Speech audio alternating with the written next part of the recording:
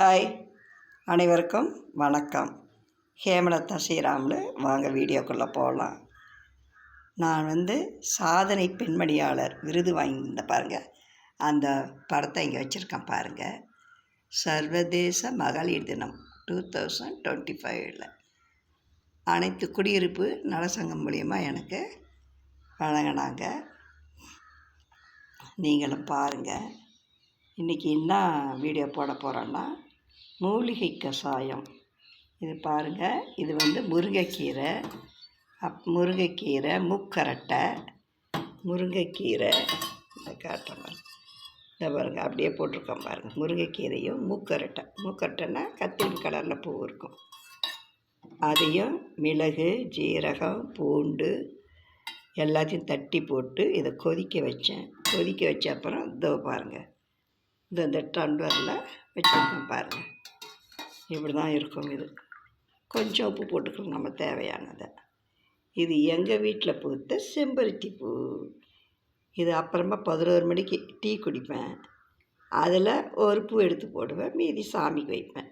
நேற்று அரும்பாக இருந்தது, முக்காக இருந்தது. அதை பெருசினதுனால தான் அழகாக பூத்துருக்கு பாருங்கள். எப்படி இருக்குன்னு பாருங்கள். சின்னதாக பூத்துருக்கு. செடியில் இந்த கொஞ்சம் பெருசாக இருக்கும். சில தடவை நான் கீழே இறங்க மாட்டேன், என்னால் கால் வலிக்குதுன்னு. அதனால் நேற்றே பெருசின்னு வந்துட்டேன். பார்த்தீங்களா எப்படி இருக்குன்ட்டு. இந்த மூலிகை கஷாயம் எதுக்குன்னா, உடம்பு வலி, கை கால் குடைச்சல், இம்யூனிட்டி பவர், அதாவது நோய் எதிர்ப்பு சக்தி அதிகரிக்கும். இது ஹெச்பி ரைஸ் ஆகும். பிளட் சர்க்குலேஷன் நல்லா நுரையீரலுக்கோ நல்லா உடம்பு ஃபுல்லாக பரவும். நல்லா இருக்கும் பார்க்குறதுக்கு. எனர்ஜெட்டிக்காக இருக்கலாம், சாதனை படைக்கலாம். நம்ம எல்லாருமே உலகத்தில் நீங்களும் இதை செஞ்சு சாப்பிடு. எல்லாம் நம்ம வீட்டு தோட்டத்துலேயே தான் இருக்கும். இது நம்ம பணம் கொடுத்து இதெல்லாம் வாங்க வேண்டியதில்லை. இயற்கையாக கிடைக்கக்கூடிய மூலிகைகள் இது வீட்டு தோட்டத்தில் இருக்கும். பக்கத்தில் ஏதாவது செடி கொடி இருந்துன்னா அங்கேயும் இருக்கும். ஆனால் அதான் போய் பறிச்சுன்னு இதை தான் சாப்பிடுவேன், குடிப்பேன். அப்புறம் ஆடாதடை நொச்சி வச்சுருக்கேன், அதையும் எடுத்துகிட்டு ஒரு நாள் இதேமாரி செஞ்சு அதையும் எடுத்து குடிப்பேன். உடம்பு ஆரோக்கியத்துக்கு நம்ம பல்லாண்டு காலம் நோய் நொடி இல்லாமல் இருக்கலாம் அனைவருமே. இது இதுக்கு சிரமப்படவே வேண்டியதில்லை. காசு பணம் செலவில்லை. ஈஸியான கிடைக்கக்கூடிய பொருள். என் வீடியோவெலாம் பார்த்தீங்களா? எனக்கு இன்னொரு ஆசையும் இருக்கிறது. என்னன்னா, விஜய் டிவியில் ஒரு அவார்டு வாங்கணும். ஏதாவது ஒரு சீனில் நடித்து என் வீடியோவை பார்க்குறவங்க என்னை கூப்பிட்டா வெள்ளித்திரை சின்னத்திரை ஒரு கலக்கணும், ஒரு சீன்லேயாவது. நீண்ட நாள் ஆசை எனக்கு. ஸ்கூல் படிக்கும்போதே யாராவது என் வீடியோவை பார்த்து எனக்கு அழைப்பு விடுத்தால் கண்டிப்பாக சிறப்பாக செய்து தருவேன். அப்போ தான் ஆத்ம சாந்தி அடையும். ஓகேவா? அதுவும் நான் பட்டாபிராம் மிலிட்ரி கூடாரத்தில் தான் நான் பிறந்தேன். எங்கள் அம்மா நிறைய மாத கர்ப்பிணி அங்கே போனாங்க அவங்க மாமனாரோட. ஏன்னா எங்கள் சின்ன சித்தப்பாவும் நடு சித்தப்பாவும் அங்கே மிலிட்ரியில் ஒர்க் பண்ணாங்க. எங்கள் ஃபாதர் அவங்கள பார்க்க போன இடத்துல எங்கள் அப்பாவுக்கு உடம்பு சரியில்லாமல் போயிடுச்சு. அங்கே அவங்கள ஹாஸ்பிட்டலில் சேர்த்து வச்சுருந்தாங்க. அப்போ எங்கள் அம்மா வளவனூரில் மாமனார் மாமியாரோடு இருந்தாங்க. ஃபஸ்ட்டு ஒரு பெண் குழந்தை, அதுமாரி புஷ்பலதா. நான் 2வது. அப்புறம் எங்கள் அம்மாவுக்கு எப்பயுமே கணவனை இதயத்தில் சுவைப்பவர்களான பெண்கள். இவங்க என்ன பண்ணாங்க, டெலிவரிக்கு முன்னாடி என் கணவரை பார்க்கணும் மாமனார்கிட்ட சொல்லியிருக்காங்க. அவர் வளவனூர் போலீஸ் ஸ்டேஷனில் ஹெட் கான்ஸ்டபிள். அதாவது ஆட்ராயர் போட்டிருப்பாங்க, தலையில் குல்லா வரியாக இருக்கும், ரெட்டு கொடை போட்டிருக்கு. எனக்கு ஞாபகம் இருக்குது. அப்போது அவர்கிட்ட சொன்னவொடனே அப்போல்லாம் ட்ரெயினில் தான் போகணும். வளவனூர் ட்ரெயினில் மருமகளை இட்டுக்கிட்டு. அப்போ எங்கள் அம்மாவுக்கு 16 வயசு தான் இருக்கும். அப்பாவுக்கும் அம்மாவுக்கும் 20 வயசு டிஃப்ரென்ஸ். அப்பா 1915, அம்மா 1935. மேரேஜ் ஆனது 49. 2/2/49, 1949. அக்கா 50 பிறந்தா. நான் 51, சென்னை பட்டாபிராம் இடத்துல நான் பிறந்தேன். இவங்க பார்க்க போயிருக்காங்க. அங்கே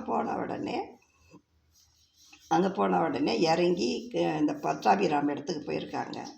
போனோடனே எங்கள் அம்மாவுக்கு வலி வந்துடுச்சு. அங்கே கஸ்டமர்ஸ் மாரி அவங்க மிலிட்ரியில் வேலை செய்கிறவங்களுக்குலாம் இது ஒரு கட்டடம் கொடுத்துருப்பாங்க, ஒரு சின்ன சின்ன ரூம் மாரி.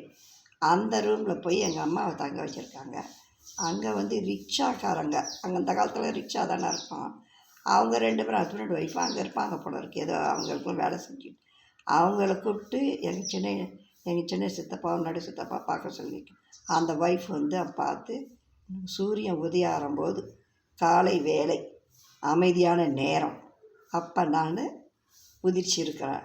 முடிஞ்ச உடனே எங்கள் அப்பா ஹாஸ்பிட்டலில் இருக்கார். அப்பா அவருக்கு நீ சொல்லி அவர் என்ன பண்ணார், 2வது பொண்ணா சரி பரவாயில்ல நான் அதை பார்க்கணும் அப்படின்னாரு. அப்புறம் அங்கேருந்து அவங்கள கொண்டு வந்து எங்கள் அம்மாவை என்னையை பார்த்து என்னை பார்த்து ஆசீர்வாதம் பண்ணிவிட்டு அவரை திரும்ப ஹாஸ்பிட்டலுக்கு போயிட்டார். அப்புறம் வந்து எங்கள் தாத்தா எங்கள் அம்மாவை அழைச்சிக்கிட்டு 3 நாளில் திரும்பவும் ஊருக்கே வந்துட்டாங்க.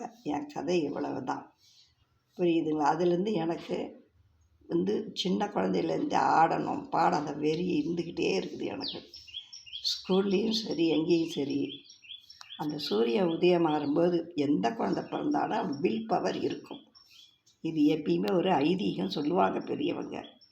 அதனால் எனக்கு யாராவது ஒரு சான்ஸ் கொடுத்தால் மிக சிறப்பாக செய்து கொடுப்பேன். ஓகே, பாருங்கள். போர் அடிச்சிச்சா? பாருங்கள், இந்த கஷாயத்தை குடிச்சிட்டு நீங்களும் வாரத்தில் 1 நாள் 2 நாள் செய்யுங்க கிடைச்சா. அப்புறம் ஈவினிங் வந்து சுக்கு கஷாயம் குடிப்பேன். ஓகேவா? பாய் பாய்.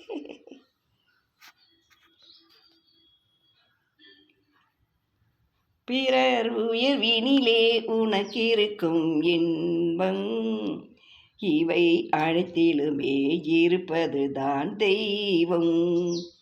பிறர் உயர்வினிலே உனக்கிருக்கும் இன்பம் இவை அனைத்திலுமே இருப்பதுதான் தெய்வம்.